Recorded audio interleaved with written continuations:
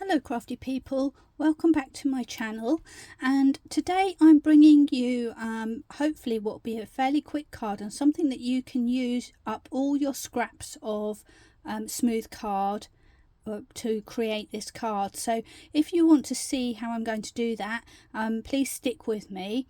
Now, looking at this card, you might think it's quite big, but it is quite deceptive, because if I put my hand down here, this is quite a small card. So the actual card is 5 by 5 and the area that we're working on is 3 inches square, otherwise known as a thrinchy. So these are often used for swapping and that kind of thing, and putting in little keepsake books. But as you can see here, we can use a thrinchy to create a lovely little card, and we can use up some of our scraps at the same time. So without further ado, here is my little scrap of spare card, 3 inches square, and I'm going to use Distress Oxides today in a variety of colours to create the background for my image. And for this particular card, if I just bring it back in quickly, I've used just one stamp only. So there we have our stamp, which is a lovely Lavinia one, which I'll bring in a little bit later. So this is really a low maintenance kind of card. Basically, if you've got ink pads and some blending brushes, you're pretty much good to go. And I'm using oxides today, but you can use whatever ink pads that you have, or whatever are your favorites. So to begin with, I'm actually going to put my ground in, because I don't want to get carried away with my sky and then end up with no room for the ground. And so I'm actually going to bring out one of my blending brushes, and today I'm using these sort, which you sort of hold and move around. They've got pointy edges, so you can get some sort of control and detail, but you can use whatever kind of brush you've got. Again, this is all about using whatever you have to hand. So I'm starting off with my Distress Oxide in peeled paint, and before I carry on, I think I'll just go and grab myself a scrap of old card. There we go, scrap of old card, and I'm going to pick up some of my ink and just test it on my card. This one goes on quite smoothly. It just depends on your ink really. So starting off the edge of the page, I'm going in and building up a little bit of ground there, and as you can see, this peeled paint is actually quite a bright and vibrant colour, but we're going to have a little trick later on to dull that down. So you can go in as heavily or as lightly as you like, but what I'm doing is gradually blending away so that it fades out as we go up. I might just take it a little bit deeper. And the idea is that I want to fade this out so that my colours hopefully don't run into each other too much and sort of become muddy. So that's my plan there. And the next thing to do to prevent any muddiness is just to clean up this excess ink, which is harder to say than you think. I'm going to just grab my spray, pick that up, and we're ready to go on with the next colour. So for my next colour, I'm going to start using a yellow, and I'm going to get another blending brush. And this time we are going for fossilized amber, and I'm going to do the same thing. I'm going to take my brush, put some on there, and just test it on the side here. And I'm going very, very lightly, because what I want to do is just start from the middle and blend my way out. And at this stage I want it to be quite light. And then I'm going to go out a little bit more, and I'm going down to my green but not quite touching. So sorry, that might have been a little bit far off shot, but hopefully you get the gist. Next thing I'm going to do is take a little mask, which is my sun, and I'm just going to put that somewhere in the middle roughly. Doesn't really matter where, because your sun could be rising or setting depending on how you feel. So now I'm going to hold that down, because this ink underneath will still be a little bit wet, and I'm going to deepen this yellow now, and what that will do is hopefully leave a slightly paler sun in the middle. And don't forget, you can of course turn your card. And if your mask lifts a little bit, that's not the end of the world. Now, how many colours you use here is of course entirely up to you. But I'm now going to move on to an orangey kind of colour. And this one is quite a strong colour. And it's called Ripe Persimmon. So I've got a brush for my yellows and a brush for my oranges and sort of reddish colours. Same thing again. And this time I'm going to pick up some of this, test it on my side card. And what I want to do is just deepen the area around that sun. So I'm going in quite lightly, dabbing off.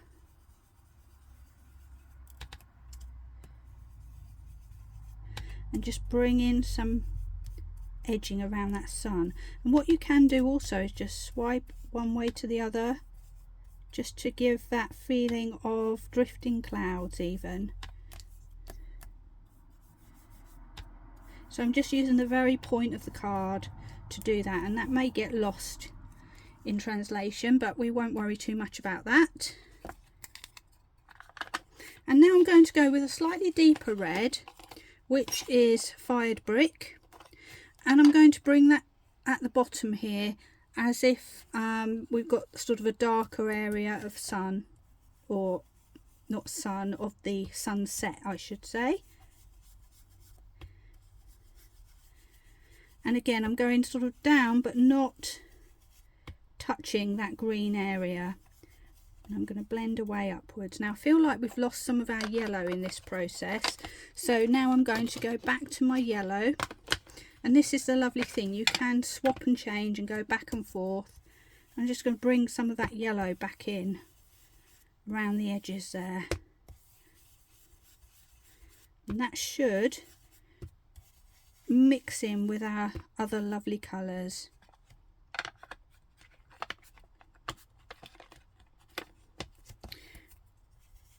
Now it might look a little bit blotchy, and we're not going to worry too much about that, because like I say, there could be clouds going across and all sorts.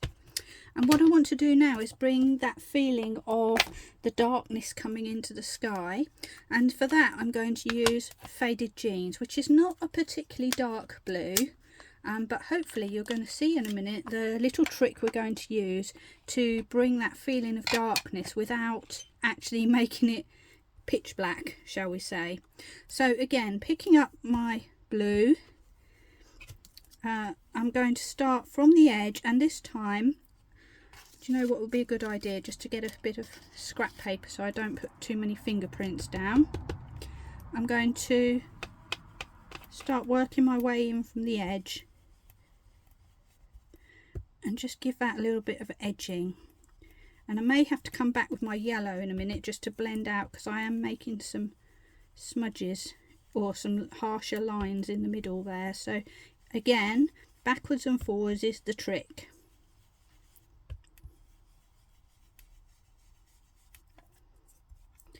Let's find that yellow. But as you can see, all of a sudden this is looking more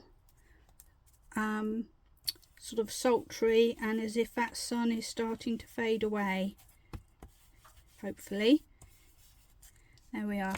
Meanwhile, the green at the bottom is still looking fairly vibrant. So we're now going to tackle that. Put my lids on, and this time I'm going for black, but I'm going with the regular distress ink. And the reason for that is because a regular distress ink is kind of translucent, whereas the oxides are more chalky. And what that means is I can layer this over the top and I'll still see the original colour underneath. So again, what I'm going to do, just get my bit of scrap paper just to stop my fingerprints, pick up some of that black, and this time I've gone for a brush, but you can use, you know, again, same thing, whatever you've got to hand. And I'm just going to start sweeping around the corners and bringing it towards the middle. And immediately that darkens that blue without making it disappear. And then I'm going to flip my piece of card around and do the same thing on the bottom. And all of a sudden, this ground area will become more subdued and shady, but yet there'll be a little pop of colour above,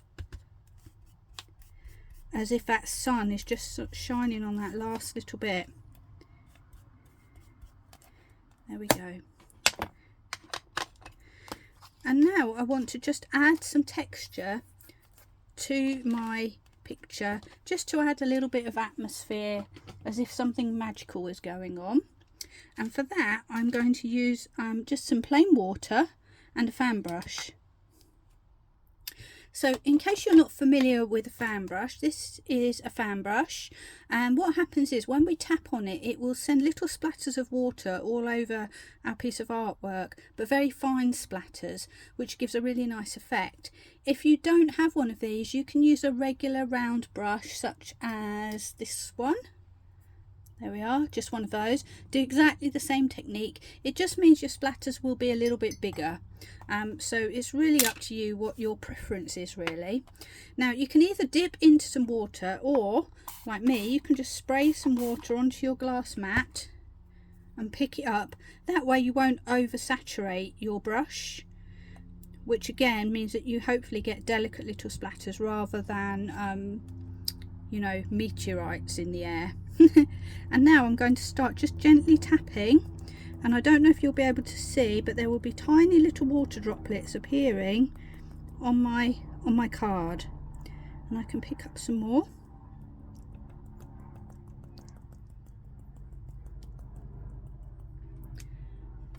And hopefully you can start to see the little droplets fading out the ink and just giving the idea as if, you know, there's some stars in the sky or something like that. And then I'm going to grab a piece of kitchen towel and just quickly blot that, which will lift that excess ink. There we go. Now if you feel like you haven't quite got enough, you can go again. So I feel like I want some just there on the right hand of the sun, so I'm just going to try and direct that a little bit. There we are. And we repeat the same process, so I'm just letting it lift for a second by just leaving it sitting there, and I'm just going to wipe up the rest of my water quickly so I don't put my card into the really wet water. Wet water, all water's wet, isn't it? But I'm sure you know what I mean. And there we have our little bits of splatter, and we're now ready to remove our mask, which for once has decided to stick quite firmly. There we go. And we've got our sun in the middle there, quite bright. So what I'm going to do now is just taking my yellow brush, I'm going to go back to that sun and just wipe around the edge a little bit, just to give it a little bit of something, so it's not just a completely flat white circle. And hopefully you'll be able to see I've just made some little marks on there, which just take away from that being, you know, just a dead flat circle. And the next thing to do is now to either let this dry naturally or to give it a blast with the heat gun, and then we'll be ready to come back with the next stage. So now I've allowed time for my little background to dry, I'm going to go in with a stamp. And you know, you could use anything that you've got.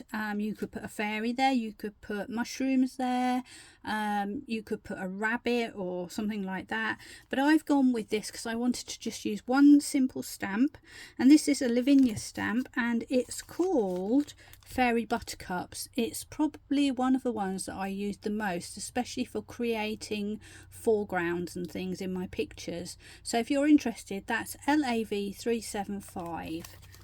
And I'm just going to take my stamp now and bring in an acrylic block. I'm just going to stick my stamp onto that block, and I'm going to twist my card around clockwise, because I'm left-handed, I like to stamp that way. You might like to stamp that way or that way. So basically you're going to turn this around to whichever angle makes comfortable for you.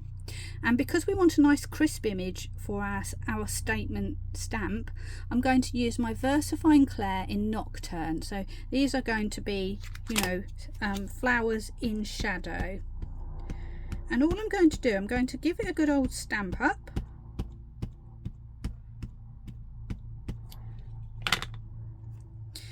And you'll notice there's like some lovely little dotty bits here that are as if these are just sort of growing out of little feathers of grass. So that's a really nice effect. And first of all, I'm just going to put my first stamp in place, making sure that some of my flowers are either going into the sun or going above the sun, depending how you want to place them. Again, you can do this one multiple times and every time it will come out slightly different.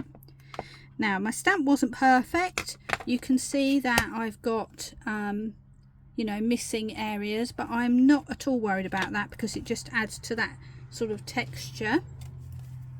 What I will do is get just a scrap of paper so that I can stamp onto there as well instead of messing up my table. This is quite an old ink pad that I'm using. I've probably said that so many times before, but I've had it a couple of years and I use it a lot, so I'm not surprised if this is coming out a little bit faded.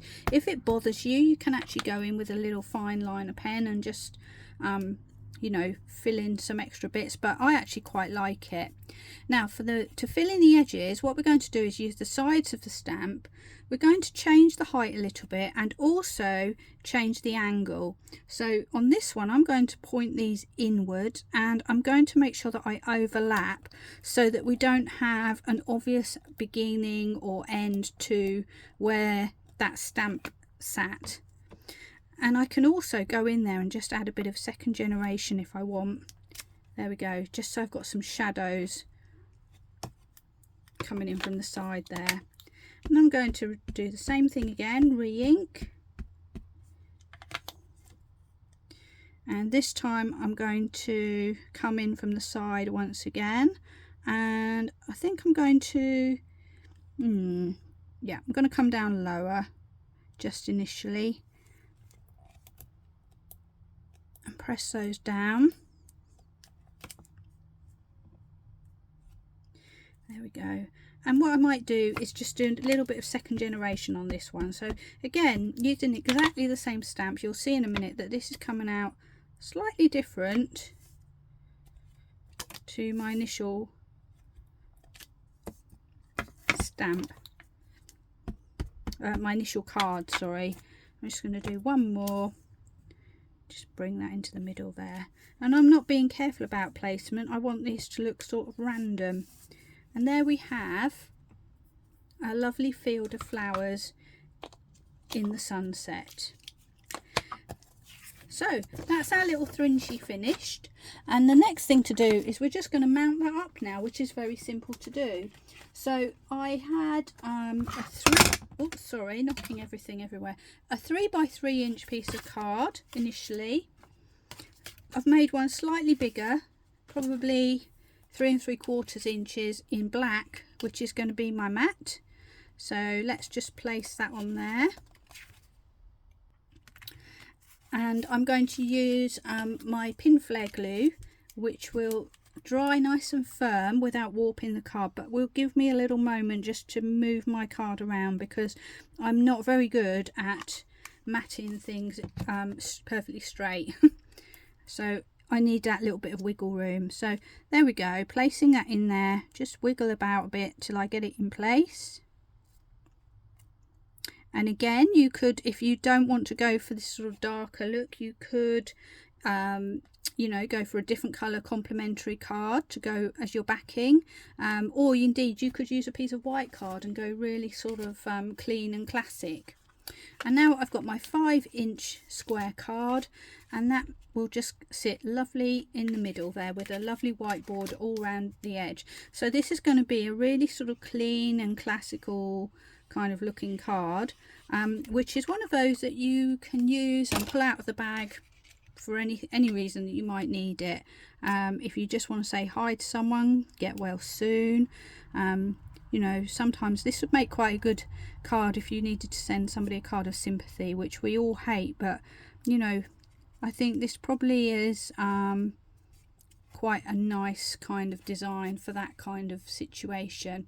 And of course, if you want to, if you've got stamps with greetings, you could add a greeting at the bottom here, like just for you, thinking of you, just to say, with sympathy, whatever it may be, just at the bottom there, just to make that whatever you need it to be.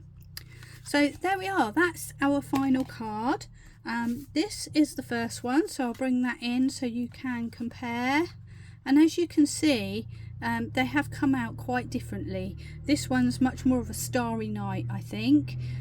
This one is a little bit earlier on when the sun's just starting to go down. But hopefully you'll enjoy creating something similar with whatever stamps you've got. I just want to thank you for joining me today. I hope you enjoyed this tutorial, and if you did, I'd love it if you stayed and subscribed with me so that you could catch up with my videos each time I load them up. In the meantime, I wish you happy crafting, and I look forward to seeing you next time. Bye for now. Bye.